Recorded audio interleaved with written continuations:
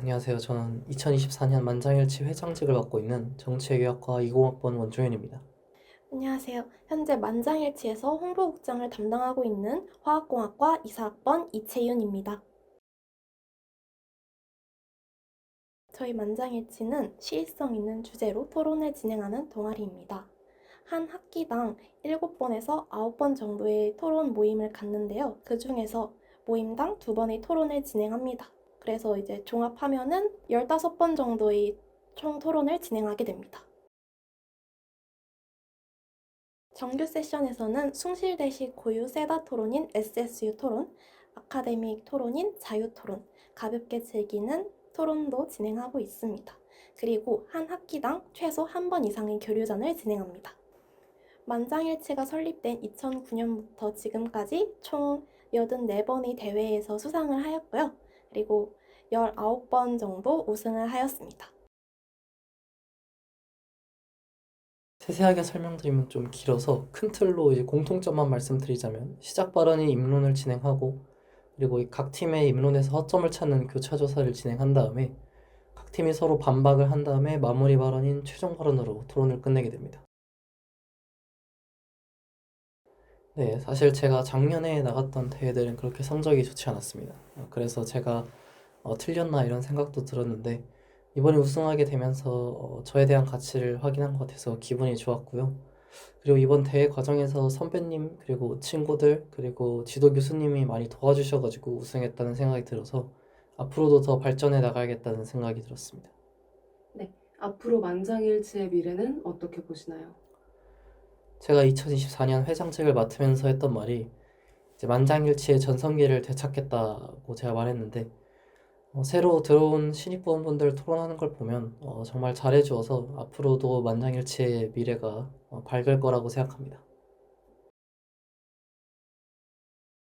빠삐코 뚜껑은 우리가 흔히 알듯이 꼬다리라고 부릅니다. 이 꼬다리는 무조건 이거를 안 먹으면은 정말 빠삐코를 제대로 먹지 않은 것이다 라는 말이 많지만 하지만 요플레 뚜껑은 어떻습니까? 요플레가 아주 얇게 묻어있는 것일 뿐 버리면 조금 아깝긴 한데 근데 뭐 하면서 요플레 뚜껑을 버리든 안 버리든 상관을 안 쓰는 경우가 많습니다. 하지만 빠삐코는 다른 경우가 있죠. 바로 아이스크림이라는 것이 다른 점입니다. 이 아이스크림이라는 것은 꼬다리가 가득 차 있는데도 녹으면 그 부피가 늘어나서 넘치겠죠. 이렇게 아까운 빠삐코를 남기는 것은 저는 정말 잘못된 선택이고 차라리 버릴 것이면 요플레 뚜껑을 버리는 것이 맞다고 생각합니다. 저는 요플레 뚜껑은 버리면 안 되고 빠피코 꼬다리를 차라리 버려야 된다고 생각하는데요. 그 이유는 요즘 부자들을 보면은 쟤도 요플레 뚜껑 핥아 먹냐 이런 이야기들을 많이 하지 않습니까? 그만큼 요플레 뚜껑을 핥아 먹는 것이 이제 대중적인 국민의 정서라는 것인데요. 그에 반해서 빠삐꼬 꼬다리 같은 경우에는 안 드시는 분들이 상당히 계십니다. 제 주변에도 빠삐꼬 꼬다리는 잘 안 먹고 친구를 주거나 그냥 버리신 분들이 많고 예전에 진짜인지 아닌지 모르겠으나 빠삐꼬 꼬다리를 먹으면 건강에 안 좋다는 이야기도 나와서 사실 요플레 뚜껑은 그런 이야기가 나온 적이 없거든요. 그래서 저는 요플레 뚜껑을 버리지 않고 먹는 게 낫다고 생각합니다. 근데 주변에 빠삐코는 버리고 그리고 요플레 뚜껑은 이제 핥아서 이제 버리지 않고 먹는 경우가 많다고 하셨는데 혹시 그분들의 나이대가 어떻게 되시는지. 저희 비슷한 또래지 않을까 싶습니다. 저는 이제 새내기 입장으로서 트렌드를 이끄는 MZ세대의 표본 아닙니까? 그 MZ세대의 저의 입장에서는 요거트? 요플레? 사실 잘 먹지도 않고 그거에 대해서 관심도 없고 이거에 대해서 어떻게 생각하시는지 궁금합니다. 네, 제가 아까 말씀드렸다시피 이 부자인 사람들한테 궁금한 게 뭐가 있냐 이렇게 물어볼 때 장난식으로 나오는 게 항상 요플레 뚜껑 핥아 먹냐 아니면 그냥 버리냐. 제가 유튜브에서 인터뷰 같은 것도 봤을 때 또 손흥민한테 이제 요플레 뚜껑을 핥아 먹냐 이렇게 물어보는 것들 봤을 때 이 국민적인 정서가 아무래도 저는 여기에 대해서 모순이 있다고 생각합니다. 라고 하는데 이 부자들 관해서만 얘기가 나오는 것이 과연 대중적으로 연결이 될 수 있는가에 대해서 묻고 싶습니다. 어떤 부자분들은 핥아먹는 사람도 있고 안 핥아먹는 분도 있는데 대부분의 국민들이 이것을 핥아먹기 때문에 돈이 많아도 저걸 핥아먹을까? 라는 궁금증이 나오는 것입니다. 네, 최종 발언 시작하겠습니다. 빠피코 뚜껑과 이제 요거트 뚜껑을 어떤 것을 핥아 먹는 것이 더 낫고 어떤 것을 버려야 되는지에 대해서 토론을 해봤는데요. 아까 원종현 토론자님께서 말씀해 주신 것처럼 이제 부자들이 뚜껑을 핥아 먹는가 안 핥아 먹는가에 대한 궁금증이 있는데 이렇게 이슈가 되는 것은 결국에는 요플레 뚜껑에 대한 국민적인 생각과는 조금 이제 차이가 있기 때문에 좀 더 거리감이 있기 때문에 국민들한테 익숙하지 않기 때문에 나온 것이지 이것이 요플레 뚜껑을 핥아 먹는 정서로 바로 연결되진 않는다고 생각합니다. 반면에 빠삐코 같은 경우는 우리가 운동의 날에도 많이 먹었습니다. 그렇기에 빠삐코 뚜껑은 정말 버리지 말고 아주 맛있게 먹어야 한다는 것이 저희 의견입니다. 감사합니다. 네. 앞선 최종 발언에서 선생님이 남기지 말고 먹어야 된다라고 하셨는데 이것은 빠피코 뚜껑만이 아니라 요플레도 해당된다는 점을 저는 말씀드리고 싶고요. 그리고 요플레 뚜껑 같은 경우에 이제 국민적 정서에 맞지 않기 때문에 질문이 나온 것이라는데 이것은 오히려 반대입니다.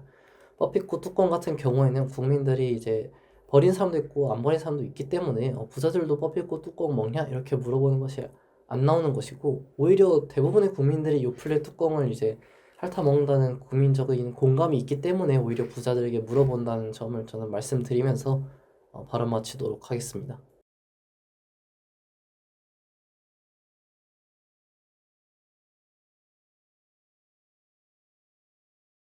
오늘 목차는 1부 SSU, 2부 자유토론, 3부 원탁토론으로 이어지고요. 먼저 1부 SSU는 대통령 결선제 도입해야 한답니다. 1부 토론자분들 앞에 나와주세요. 대통령 결선제 도입으로 민주적 정당성을 확보할 수 있게 다음과 같은 세 가지 노고로 대통령 결선제 도입을 부정합니다. 첫째, 당선인의 대표성을 강화합니다. 둘째, 결선제는 소수 정당이 집권 여당이 될 수 있는 절차를 마련합니다. 다음으로 부정측의 교차조사가 있겠습니다. 부정측 입론 교체조사 시작하겠습니다. 긍정측 입론 잘 들었습니다.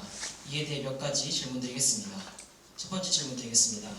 대한민국 대통령은 대한민국과 한국인을 대표하는 사람입니다. 맞습니까? 맞습니다.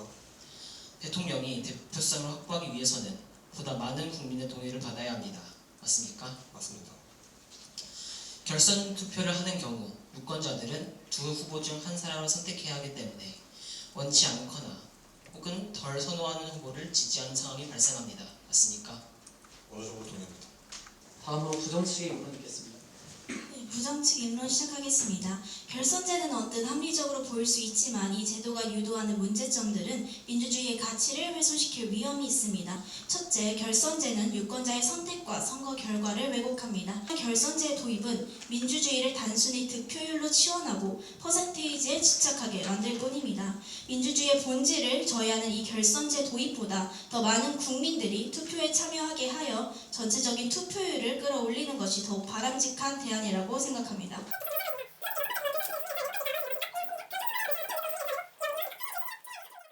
결선 투표제는 민주주의의 성격을 더 공고히 할 수 있는 장점이 있기 때문에 결선 투표제를 도입해야 됩니다. 네, 우선 긍정측 반박 잘 들었습니다.